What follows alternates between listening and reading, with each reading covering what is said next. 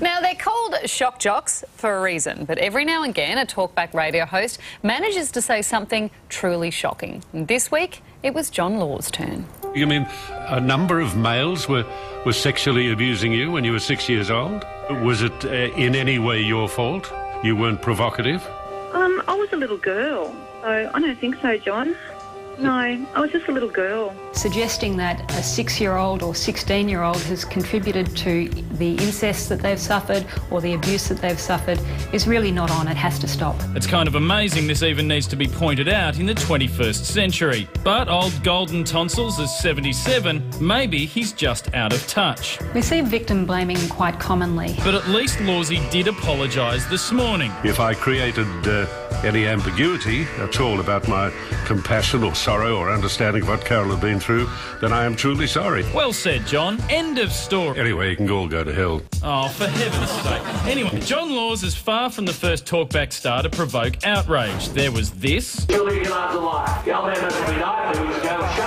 And of course, this. I got raped when I was 12 years old. Right. Is that the only experience you've had? Basically, it comes down to the fact that they're operating in an industry which relies on ratings, and outrage and shock brings high ratings. Alan Jones wins his time slot, and he's named in the Australians' top 50 most powerful media people. John Laws isn't on the list, but technically he retired in 2007. There's no doubt Shockjocks are good at what they do. The only real question is, how much attention should we pay them? For her thoughts, we turn to media commentator and friend of the project, Jane Caro. Jane, Shockjocks thrive on attention. I mean, should we be just ignoring John Laws here? Yeah, look, it'd be nice if we were able to do that, and perhaps if he'd made a stupid remark about just about anything else, we could have ignored him. The trouble is there's a lot of people out there in the community who actually have experienced child sexual abuse, and it's very, very hard for them to ignore insensitive comments about it. And in a way, how do you make it clear what is insensitive unless you point it out when it happens?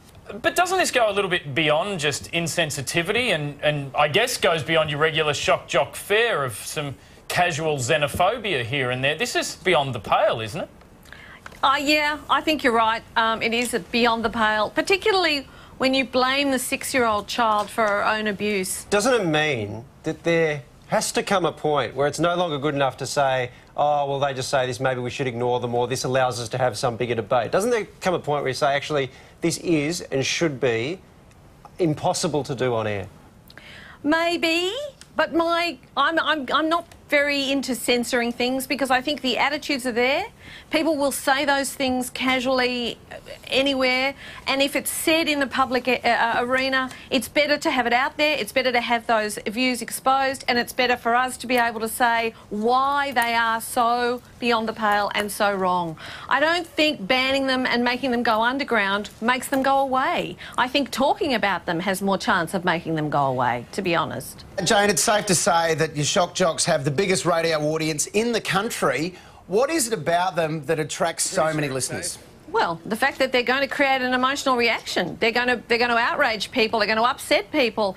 Yes, they play on that. Well, always good to chat to you, Jane. Thanks for your time tonight.